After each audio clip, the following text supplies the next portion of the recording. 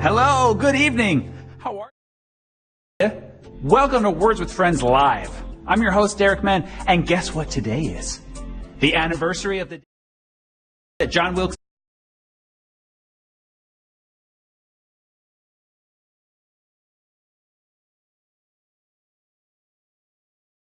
hungry hippos, but instead of feeding you little white marbles, how about we feed you big chunks of cash from today's jackpot of $2,500. And now that I've whet your appetite, let me tell you the rules of this 12-course meal. Don't worry, you don't have to know how to use chopsticks. I just ask you 12 questions. 3 possible answers pop up. You have 10 seconds to tap on the correct answer. With 3 seconds left, your phone vibrates, like a little reminder not to burn the cookies, if you know what I'm saying. Because like the cookies are the game. I don't know what I'm saying. The point is, get all 12 questions correct, and you get a piece of the jackpot. So, make sure your Wi-Fi connection is strong, and your battery is so full of juice that it's almost warm to the touch. See, like mine is so full of juice, I need a pot holder to hold it. Actually, it's just a glove. So we didn't have pot holders. Because, there's no props department. Okay, you get the idea. And I think we are ready to play. For the antipasto course, may I present question number 1. Which condiment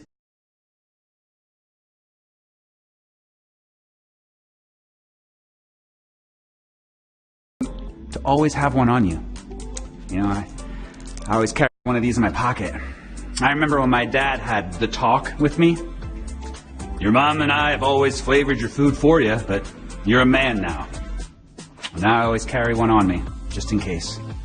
It's like the song says, I got a pocket full of mustard and my homeboys do too. It's a good song. Correct answer is ketchup. Some say it originates from the Malay word kicap, which means brine of fish. I do love dipping my fries into the liquid runoff of another animal's salty bathwater. But don't put it on eggs. That is just gross. Question 2. What does the B stand for in the sandwich BLT? Bacon, bread, or beans? Bogus, bunch, and what was the other one? I don't know. I love BLTs. Not because of the flavor, but because I enjoy using initials to save time. I'm a busy man. I don't have time to say full words and phrases. So, I'll order a BLT with a side of FFs. Well, it takes the same amount of time to just say French fries. Then I'll ask for a little cup of SFB to go with it. Salty fish bathwater. We've already discussed that. In response, waiters will often say F you. And gosh, I don't know what that means. Correct answer is bacon, which is when you rip the back flesh off a pig and salt it. And if you got that wrong because you're too busy dry heaving, no worries. You can keep playing for points in spectator mode. 15 of those points gets you a treasure trove of goodies to use on Words with Friends, which is what we're doing. Question 3. Which is a staple of local cuisine in Hawaii? Omelet, BLT, or poi? You never been to Hawaii? You've got to go. And then tell me what it's like, because I've never been either. The Hawaiian language is beautiful, but it has some rules. Number 1, there's only 13 characters. Number 2, every word ends in a vowel. Number 3, there's never 2 consonants in a row. And finally, the most important rule. If it's your first time in Hawaii, you have to fight. The correct answer is poi. Made by pounding the root of the taro plant and adding water to achieve a 1-finger, 2-finger, or 3-finger consistency, which is how many fingers it takes to scoop it up. I'm going to start doing that at Thanksgiving. Mom, pretty sure I asked for 1-finger mashed potatoes. And then she would reply also with 1 finger. Question 4. She's really nice. What is this device most often used to make? Soy sauce, coffee, or oxidized wine? Seems like there's some wiggle room for other uses of the device. I mean, this device is most often used to make large cheese into smaller cheese. But sometimes this device can be used to do what that lady at the pedicure place wouldn't do, which is to take that callus on my heel and make it into a little pile of callus flakes. Callus flakes, new from Kellogg's. Great with milk. The correct answer is coffee. There it is. That's coffee in there. That's how your order comes out if Starbucks only employed mad scientists. Behold, a half-calf skinny latte for Danek. Yeah, that's me. Derek? Oh, yes, Derek. That makes more sense. Enjoy. Question 5. Za is slang for which food? Matzah, maza, or pizza? And because no one cares about anything anymore, za is an acceptable word to play in Words with Friends. I mean, why challenge your mind to come up with a word like Zephyrs or Zombify when you can just plunk that Z down next to the second most frequent letter in the game and earn up to 31 points? It's like getting a trophy for failing English. The correct answer is pizza. Marco Polo is thought to have introduced za to Italy from China. If that's true, the Chinese are responsible for the 3 most important things in life: pizza, iPhones, and somehow not making me feel weird for seeing the body exhibit. Question 6. Which is both the name of a food derived from an animal's stomach and a word for rubbish? Tripe, debris, or tummy? Eating animal organs has fallen out of favor recently, perhaps because collectively they're referred to as awful. That's just bad PR. Although the thymus gland and pancreas together are known as sweetbreads, and they are not sweet or bread. The other organs need that kind of branding. Maybe instead of serving tongue, chefs could call it a tasty taster. Or instead of saying, here's some brains, they could say, enjoy your fun sponge. It's an excited chef. The correct answer is tripe, or cow stomach. It's the main ingredient in the Mexican soup menudo. Not to be confused with the Latino boy band Menudo. Just picturing a bunch of teenage girls in the 80s licking their Menudo posters. Menudo! Tastes like cow. Question 7. Which is a correct spelling of this egg-based food? Omelet, omelet, omelet. Only one is spelled correctly. When I was a lad, I ate 4 dozen eggs every morning to help me get large. And now that I'm grown, I eat 5 dozen eggs, so I'm roughly the size of a barge. Thank you. No, thank you. to no one.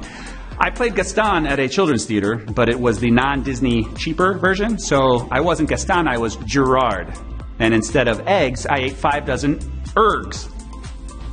It was a non-paying gig, surprisingly. The correct answer is the third, omelet. And you know what they say, if you want to make an omelet, you gotta buy a non-stick stainless steel omelet pan with an aluminum core for superior conductivity. Bonus, they're real pricey. Question 8. Calzones were invented in which area? Madrid, Naples, or was it Paris? We'll always have Paris.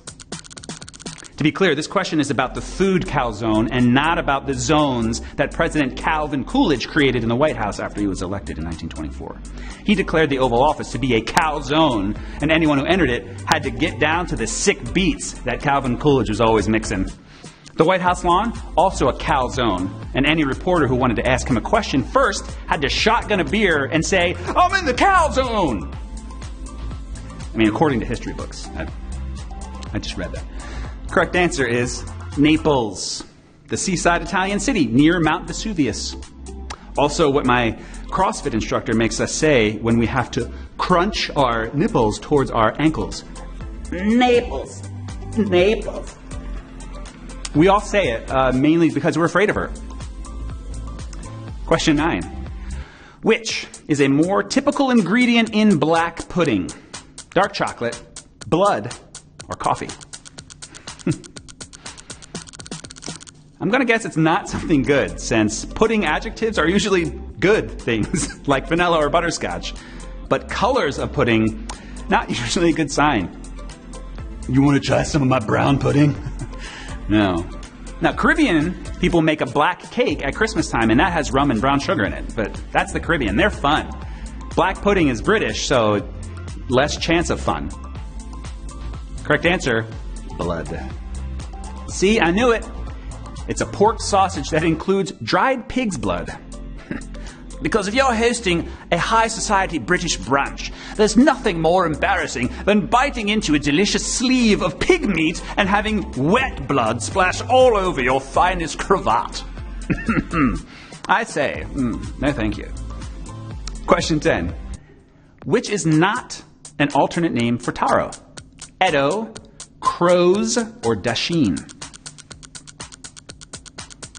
Remember taro from question 3? It's the root vegetable that makes poi. Remember how confident you were at question 3? You're looking over at your boyfriend all like, "Oh my gosh, Tyler, these questions are so easy. Don't they know we went to Kauai on spring break? I know what poi is." Well, if you're not as confident now, it's nice to have an extra life in your back pocket. You tap that heart icon during the countdown and share the game with a friend, you get one. And you can use it in these situations, and then Tyler will still think you're the smartest GF he's ever had. Correct answer. Crows, which is not a food, but a groove at the end of a barrel where the lids fit in. It's also the name of a popular British ice cream flavor, made from the frozen blood of dead crows. Just kidding. Possibly. I wouldn't put it past them. Question 11. What kind of sashimi is on this plate? Is it hamachi? Is it sake? Or is it ebi? Now, have you heard of the deadly pufferfish sushi that's so difficult to prepare safely that Japanese chefs must earn a special license in order to serve it? It's called fugu, and chefs must learn how to remove the liver and ovaries of a pufferfish that contain the poison tetrodotoxin. Each fish contains enough poison to kill 30 adults. Oh boy, the last time I killed 30 adults, I was doing stand-up in Albany. I tell you, no respect. Correct answer, sake. You're probably used to drinking sake, but in Japanese, salmon is also called sake. So if your waiter asks if you want to do a sake bomb, just make sure he's not going up on the ceiling and dropping fish on you. Oh no, it looks like we dropped metaphorical fish on a lot of you on that one, because that was a brutal question. We're all taken out by flying salmon bombs. So sorry. But for the rest of you, we move on from the last meal for 100 people that die annually from pufferfish poisoning to the last question.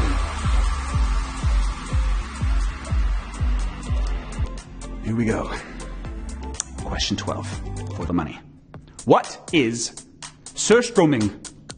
Fermented herring, tuna eyes, or a vegan diet? Whatever it is, it apparently gets to spend 6 months inside a container marinating in its own rotting bacteria.